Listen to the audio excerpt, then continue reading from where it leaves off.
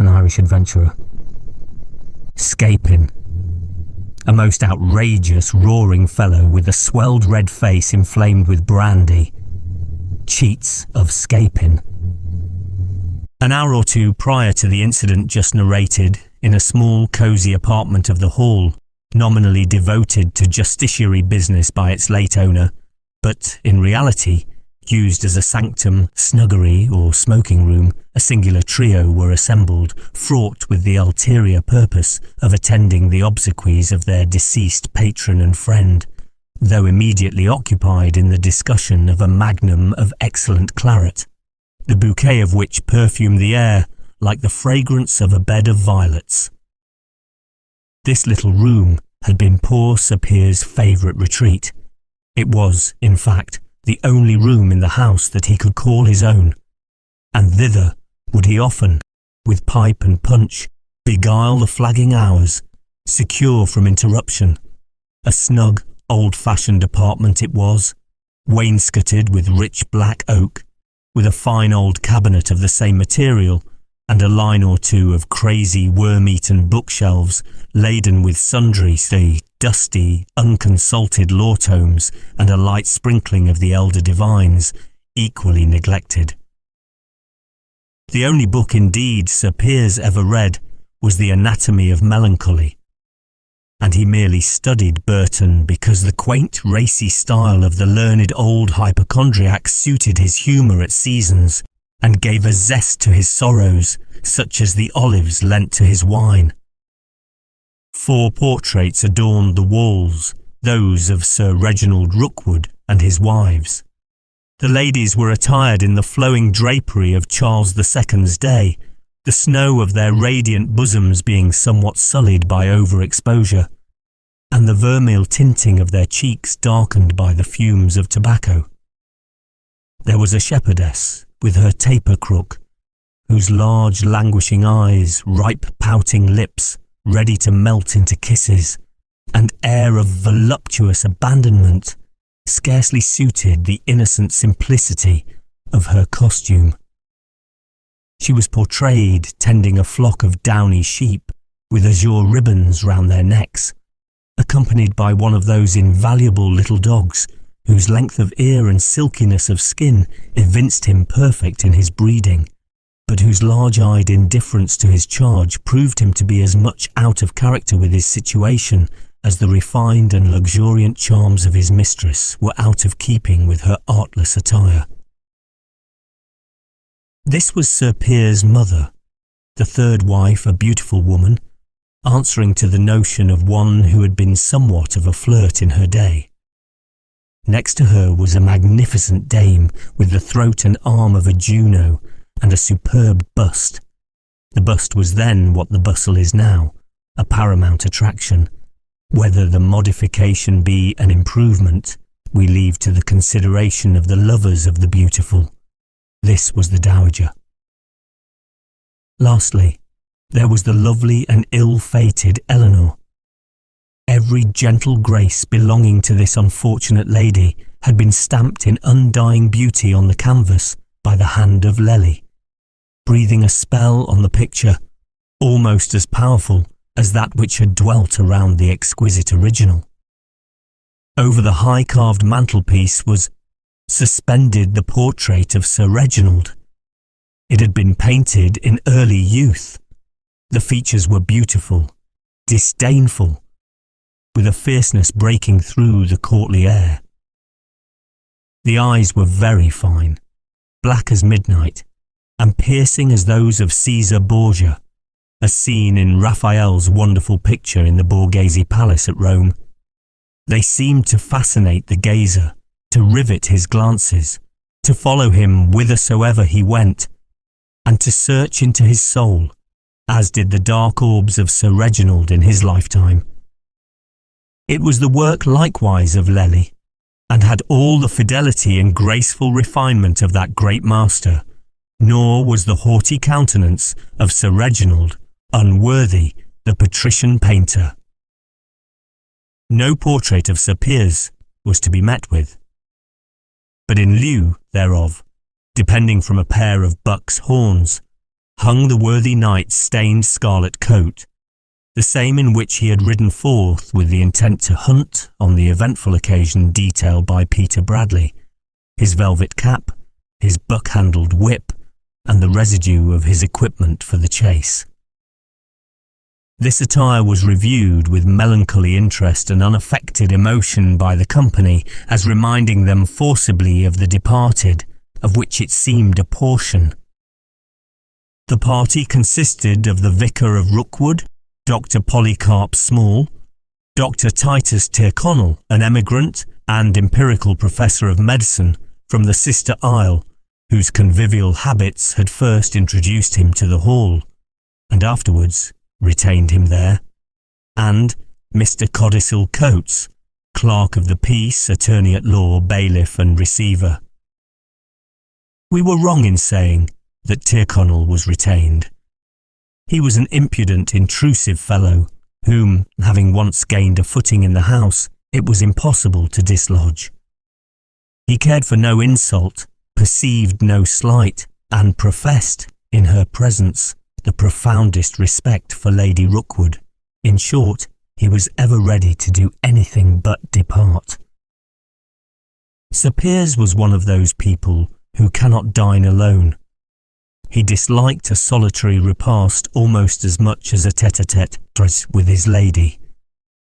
He would have been recognised at once as the true amphitryon had anyone been hardy enough to play the part of Jupiter. Ever ready to give a dinner, he found a difficulty arise, not usually experienced on such occasions. There was no one upon whom to bestow it.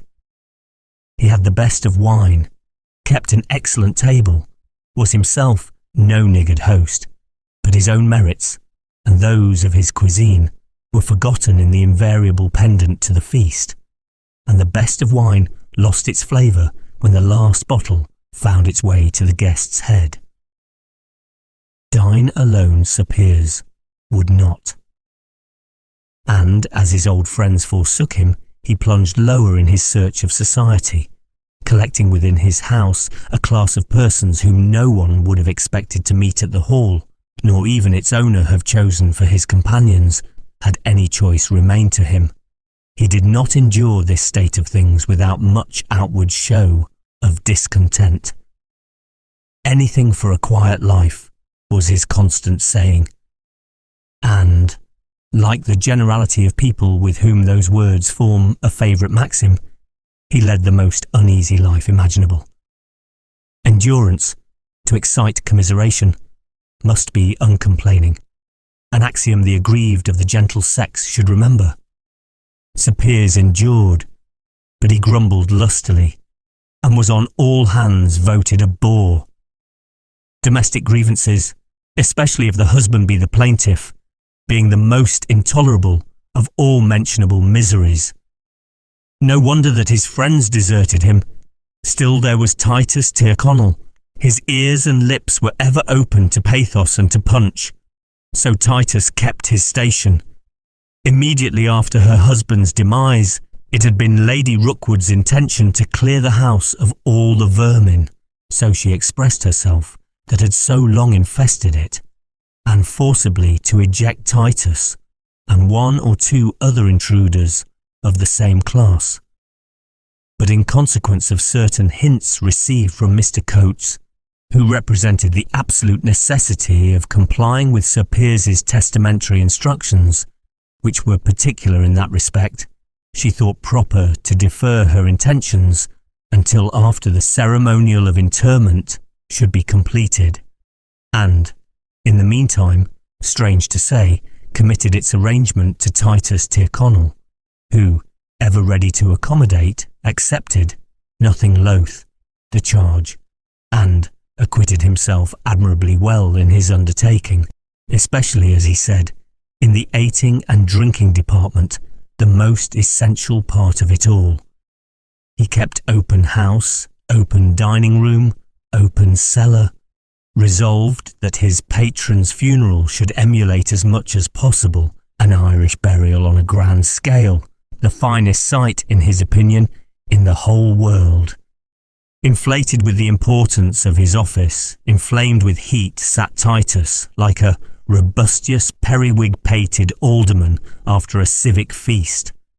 The natural rubicundity of his countenance was darkened to a deep purple tint, like that of a full-blown peony, while his ludicrous dignity was augmented by a shining suit of sables in which his portly person was invested. The first magnum had been discussed in solemn silence. The cloud, however, which hung over the conclave, disappeared under the genial influence of another and a better bottle, and gave place to a denser vapour, occasioned by the introduction of the pipe and its accompaniments. Ensconced in a comfortable old chair, it is not every old chair that is comfortable. With pipe in mouth, and in full unbuttoned ease, his bushy cauliflower wig laid aside by reason of the heat, reposed Dr. Small. Small indeed was somewhat of a misnomer, as applied to the worthy doctor, who, besides being no diminutive specimen of his kind, entertained no insignificant opinion of himself. His height was certainly not remarkable, but his width of shoulder, his sesquipedality of stomach, and obesity of calf, these were unique. Of his origin we know nothing, but presume he must, in some way or other, have been connected with the numerous family of the Smalls, who, according to Christopher North, form the predominant portion of mankind. In appearance, the doctor was short-necked and puffy, with a sodden, pasty face, wherein wan were set eyes whose obliquity of vision was, in some measure, redeemed by their expression of humour. He was accounted a man of parts and erudition, and had obtained high honours at his university. Rigidly orthodox, he abominated the very names of Papists and Jacobites, amongst which heretical herd he classed his companion, Mr. Titus Tyrconnell, Ireland being with him synonymous with superstition and Catholicism, and every Irishman rebellious and schismatical. On this head he was inclined to be disputatious. His prejudices did not prevent him from passing the claret, nor from laughing, as heartily as a plethoric asthma and sense of the decorum due to the occasion would permit, at the quips and quirks of the Irishman who, he admitted, notwithstanding his heresies, was a pleasant fellow in the main. And when, in addition to the flattery, a pipe had been insinuated by the officious Titus at the precise moment that Small yearned for his afternoon solace, yet scrupled to ask for it, when the door had been made fast and the first whiff exhaled, all his misgivings vanished, and he surrendered himself to the soft seduction. In this Elysian state we find him. "Ah, you may say that, Dr. Small," said Titus in answer to some observation of the vicar. "That's a most original apothegm. We all of us hold our lives by a thrid. Och, many's the sudden finale I have seen. Many's the fine fellow's heels tripped up unawares, when least expected. Death hangs over our heads by a single hair, as your reverence says, precisely like the sword of Dan Maclise. The flatterer of Dinish, what do you call him, ready to fall at a moment's notice, or no notice at all, eh, Mr. Coates? And that brings me back again to Sir Piers. Poor gentleman. Ah, we shan't soon see the like of him again." "Poor Sir Piers," said Mr. Coates, a small man in a scratch wig, with a face red and round as an apple, and almost as diminutive. It is to be regretted that his over-conviviality should so much have hastened his lamented demise. "Conviviality," replied Titus. "No such thing. It was apoplexy, extravasation of sarum." "Extravasation of rum and water, you mean," replied Coates, who, like all his tribe, rejoiced in a quibble. The squire's ailment, continued Titus, was a sanguineous effusion, as we call it, positive determination of blood to the head, occasioned by a low way he got into just before his attack, a confirmed case of hypochondriasis, as that at books Sir Piers was so fond of terms the Blue Devils. He neglected the bottle, which, in a man who has been a hard drinker all his life, is a bad sign. The lowering system never answers. Never. Doctor, I'll just trouble you. For Small, in a fit of absence, had omitted to pass the bottle, though not to help himself. Had he stuck to this, holding up a glass, ruby bright, the elixir vitae, the grand panacea, he might have been hale and hearty at this present moment, and as well as any of us, but he wouldn't be advised. To my thinking, as that was the case, he'd have been all the better for a little of your reverence's spiritual advice, and his conscience having been relieved by confession and absolution, he might have opened a fresh account with an aisy heart and clean breast. I trust, sir, said Small, gravely withdrawing his pipe from his lips, that Sir Piers Rookwood addressed himself to a higher source than a sinning creature of clay like himself for remission of his sins. But if there was any load of secret guilt that might have weighed heavy upon his conscience, it is to be regretted that he refused the last offices of the church and died incommunicate. I was denied all admittance to his chamber. Exactly my case, said Mr. Coates pettishly. I was refused entrance, though my business was of the utmost importance. Certain dispositions, special bequests, matter connected with his sister, for though the estate is entailed, yet still there are charges. You understand me. Very strange to refuse to see me. Some people may regret it, may live to regret it, I say. That's all. I've just sent up a package to Lady Rookwood, which was not to be delivered till after Sir Piers' death. Odd circumstance that. Been in my custody a long while. Some reason to think Sir Piers meant to alter his will. Ought to have seen me. Sad neglect. More's the pity. But it was none of poor Sir Piers' doing, replied Titus. He had no will of his own, poor fellow, during his life, and the devil a will was he likely to have after his death. It was all Lady Rookwood's doing, added he in a whisper. I, his medical adviser and confidential friend, was ordered out of the room, and, although I knew it was as much as his life was worth to leave him for a moment in that state, I was forced to comply. And, would you believe it, as I left the room, I heard high words. Yes, doctor, as I hope to be saved, words of anger from her at that awful juncture. The latter part of this speech was uttered in a low tone and very mysterious manner. The speakers drew so closely together that the bowls of their pipes formed a common centre whence the stems radiated. A momentary silence ensued, during which each man puffed for very life. Small next knocked the ashes from his tube and began to replenish it, coughing significantly.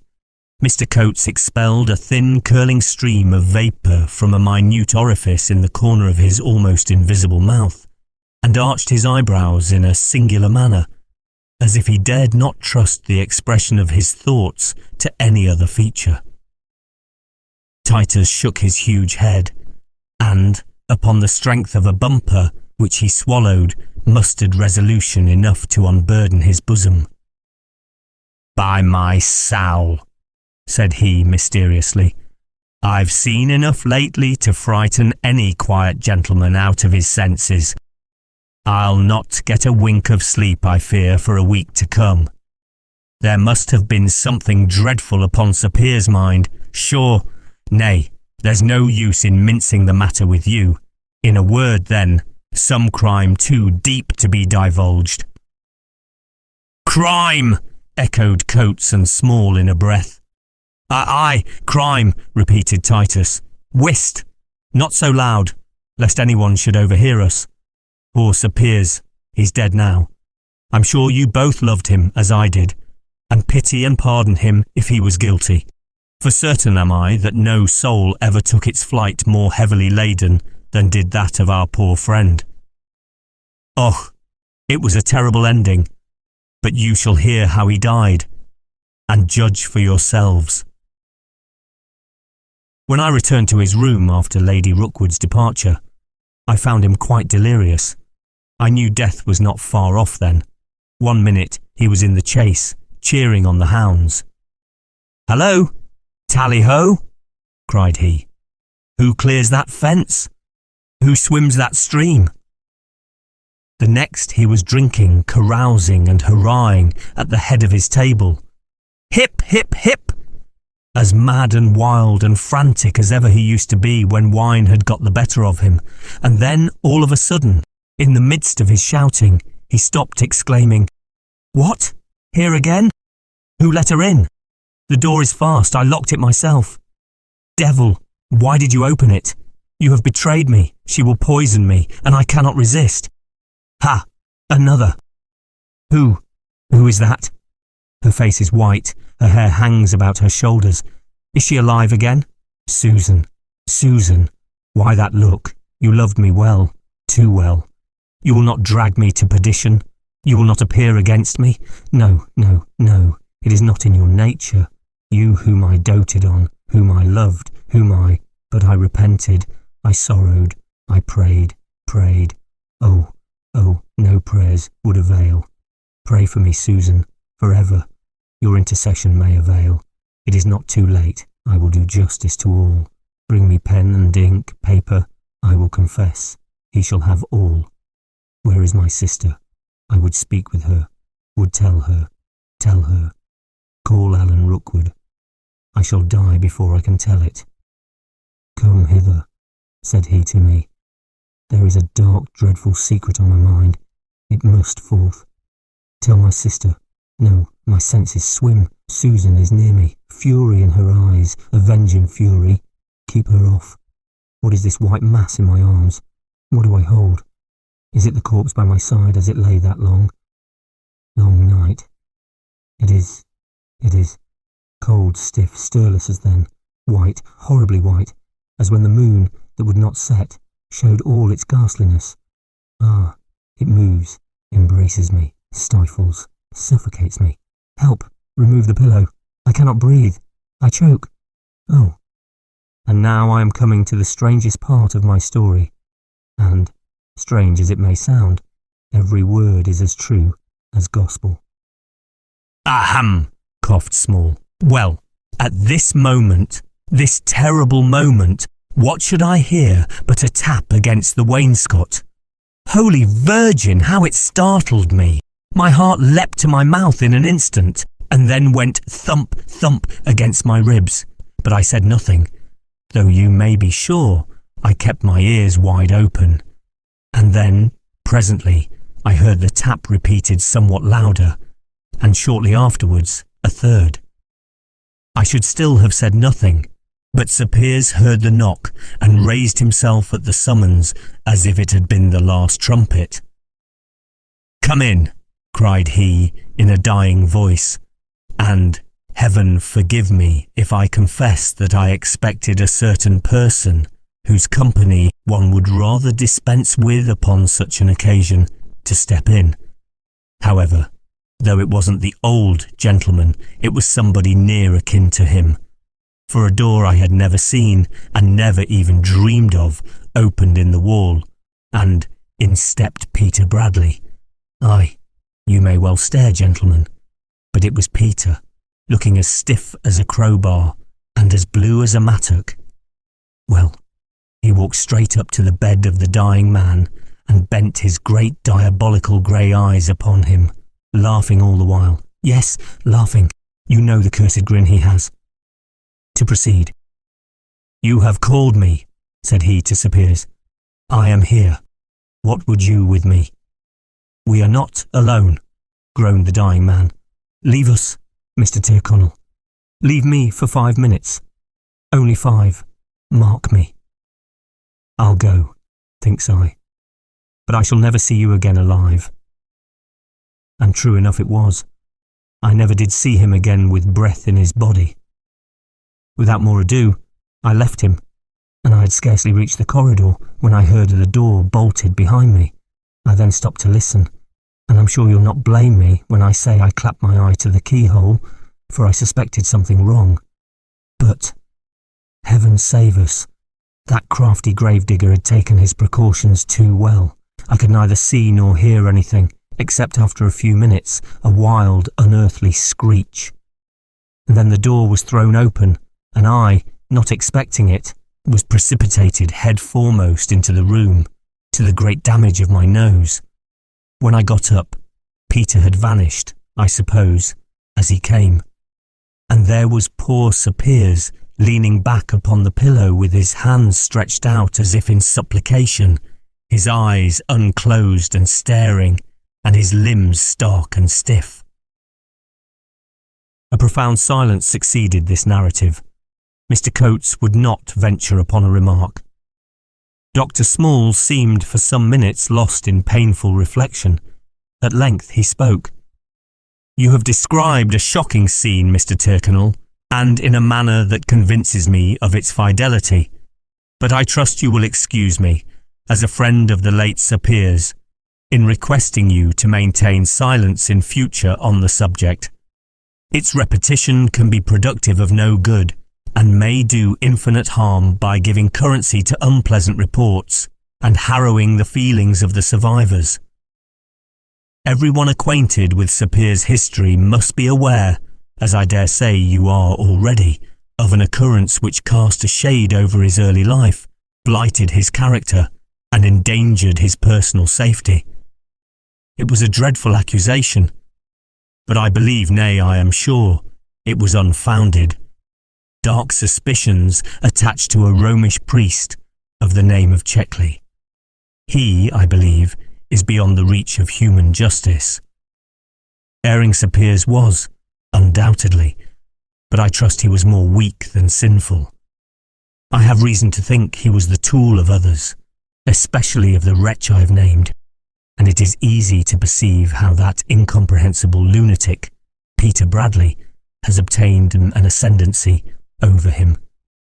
His daughter, you are aware, was Sir Piers' mistress.